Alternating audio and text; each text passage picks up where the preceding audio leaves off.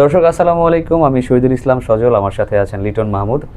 আমাদের six and গোল চ্যানেলের পক্ষ থেকে আপনাদেরকে স্বাগত জানাচ্ছি। যে যেখান থেকে আমাদের এই ভিডিওটা দেখছেন সবাইকে আন্তরিক শুভেচ্ছা এবং অভিনন্দন। এবং যারা আমাদের চ্যানেলটা নতুন দেখছেন তারা অবশ্যই সাবস্ক্রাইব করে আমাদের পাশে থাকবেন। নতুন কোনো টপিকস না, পুরাতন একটা টপিকস নিয়ে কথা বলবো। সেই পুরাতন টপিকস নিয়ে সারা দেশের মানুষের মধ্যে একটা দেশপ্রেম জাগ্রত হয়েছিল। সেটা কি দেশপ্রেম ছিল ভাই জানেন? আসিফ নজরুল তো আছে, দেশপ্রেম ছিল। ভারতের বিপক্ষে খেলতে না গেলেই, ভারতে ক্রিকেট খেলতে না গেলেই সেটা হয়তো বা দেশপ্রেমের অনেক বড় একটা উদাহরণ হয়ে দাঁড়ায় আমাদের দেশের মানুষের জন্য।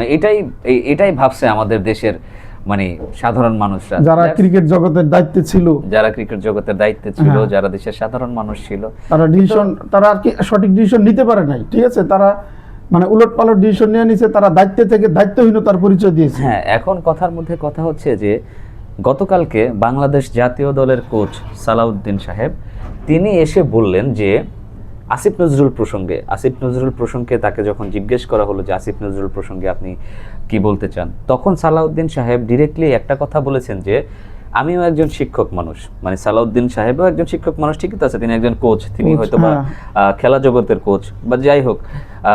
আসিফ নজরুল হচ্ছেন ঢাকা বিশ্ববিদ্যালয়ের মতো একটা জায়গার বিশাল বড় একজন শিক্ষক।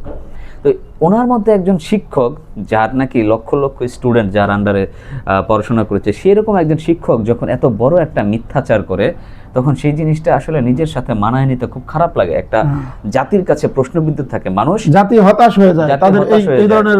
তিনি কি ধরনের মিথ্যা কথা বলেছেন সেটা হচ্ছে গিয়ে, তিনি বলেছিলেন যে ক্রিকেট খেলাটা বাংলাদেশ যে ভারতের অনুষ্ঠিত বিশ্বকাপে অংশগ্রহণ করবে না, এটা সম্পূর্ণ সিদ্ধান্ত সরকারের। এটা তিনি একসময় বলেছেন, আমরাও শুনেছি। কিন্তু পরবর্তীতে তিনি আবার কি বললেন? পরবর্তীতে তিনি আবার এটাই বললেন যে এই সিদ্ধান্ত নাকি বাংলাদেশ ক্রিকেট বোর্ডের, নাকি বাংলাদেশের ক্রিকেটারদের।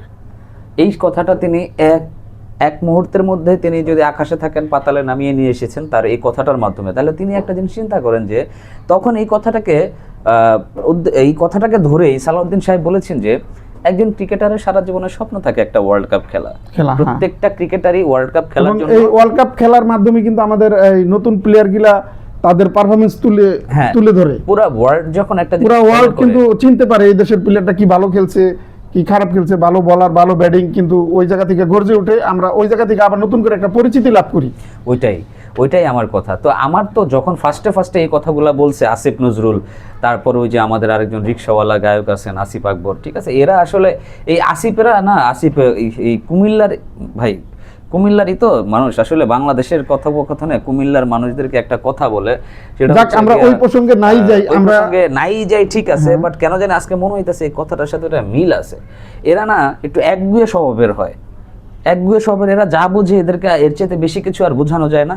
এরা দিন শেষে কি হয়েছে ভাই, একটা ওয়ার্ল্ড কাপ বাংলাদেশ খেলছে না। বাংলাদেশ টেস্ট স্ট্যাটাস পাওয়ার পরে আজ পর্যন্ত কোনো একটা ওয়ার্ল্ড কাপ থেকে বাংলাদেশ কিন্তু আসলে বঞ্চিত ছিটকে পড়ে নাই।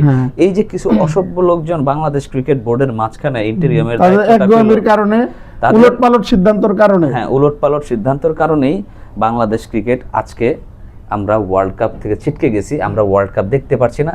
এটা যেমন আমাদের জন্য ব্যর্থতা, এটা যারা ক্রিকেট প্রেমী মানুষজন আছেন, যারা শুধুমাত্র আমাদের দেশ না, ভারত বলেন, অন্যান্য যারা ক্রিকেট নেশন আছেন, তারাও কিন্তু বাংলাদেশকে এবারের ক্রিকেটে মিস করছে, 100 বার মিস করছে। কারণ যতই দ্বন্দ্ব থাকুক না কেন, বাংলাদেশ, ভারত, কলকাতা, পশ্চিমবঙ্গ, এগুলো পাশাপাশি মাতৃভাষা কিন্তু সবারই বাংলা। এরা আসলে মিস করে।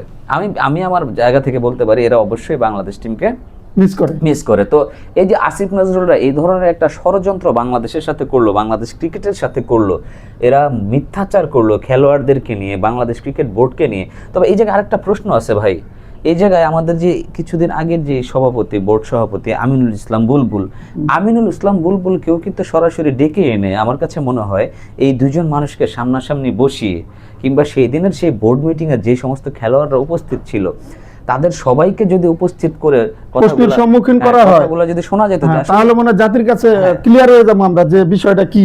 সেটাই, যেহেতু এটা একটা ক্লোজ ডোর মিটিং ছিল, কেউ ঢুকতে পারে নাই, খেলোয়াড়রা আর জাস্ট উপদেষ্টারা ছিল। তো সেইখানে কি আলোচনা হয়েছিল, আমার কাছে মনে হয় সেই আলোচনাগুলো এখন সময় হয়েছে সাধারণ পাবলিকের সামনে প্রকাশ করার। আমরাও জানতে চাই কারা আসলে প্রকৃত দেশপ্রেমিক আর কারা আসলে বাংলাদেশ ক্রিকেট ধ্বংসের দালাল, এটা আমরা জানতে চাই। আমরা এই কারণেই জানতে চাই, কারণ যাতে ভবিষ্যতে কেউ বাংলাদেশ ক্রিকেট বলেন বা কোনো একটা ইস্যুস বলেন, আর- সেটা যেন আর ক্লোজ ডোর সিদ্ধান্ত নেওয়া না হয়। না হয়। আর দায়িত্ব থেকে দায়িত্বহীনতার পরিচয় যেন আমাদের বাংলাদেশে আর এরকম দায়িত্ব যেন কেউ না পায়। হ্যাঁ, ঠিক আছে, তো সঠিক এমন লোক, কথা- যোগ্য লোক যেন দায়িত্ব পায়। আমাদের কথা এখানেই শেষ না। আমরা চাই যারা বাংলাদেশ ক্রিকেটের এই যে পেছনে লেগেছিল একটা এজেন্ডা বাস্তবায়ন করার জন্য, তারা কিন্তু তারা সফল হয়েছে। বাংলাদেশ ভারতে ক্রিকেট খেলতে যাবে না, এই দিক দিয়ে তারা সফল। তারা হয়েছে, হ্যাঁ। মানে তাদের ষড়যন্ত্র সাকসেস। আমরা অনেক চিৎকার করেছি, চেঁচামেচি করেছি, কিন্তু দিন শেষে আমাদের কপালে কিছুই জোটে নাই। আমরা শুধু বাস চিৎকারই করে গেছি। তো এখন বিষয় হচ্ছে গিয়ে, আমার কাছে মনে হয় এই আসিফ নজরুলদেরকে বা তার সাথে যারা সংশ্লিষ্ট, যারা জড়িত ছিলেন, যে বা যারাই হোক, তাদেরকেও একটা আইনের আওতায় আনা হোক। তাদেরকে এটা বলা হোক যে কেন বাংলাদেশ ক্রিকেট খেলতে পারলো না, আর কেন এটাকে প্লিজ কাইন্ডলি একটা নর্মাল ইস্যু জানি না নেওয়া হয়। পুরো একটা দেশের মানুষকে যে অন্ধকারে রাখছে তারা, যেইভাবে নিজেরা হিরোইজম সাজার জন্য ভারতে, তাদের মধ্যে একটা জিনিস কাজ করছে। আমাদের দেশে আসলে একটা জিনিস হয় কি জানেন, আমরা ভাইরাল জিনিস নিয়ে বেশি নাচানাচি করি।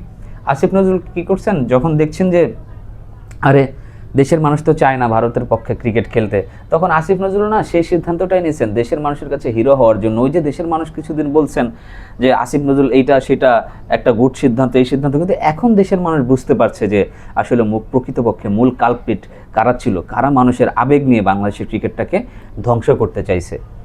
দর্শক, আপনারা আমাদের বক্তব্য শুনলেন, তারপরও আপনাদের কিছু বক্তব্য থাকতে পারে, আপনাদের গুরুত্বপূর্ণ মতামত আমাদের কমেন্টস বক্সে কমেন্টস করে জানাবেন।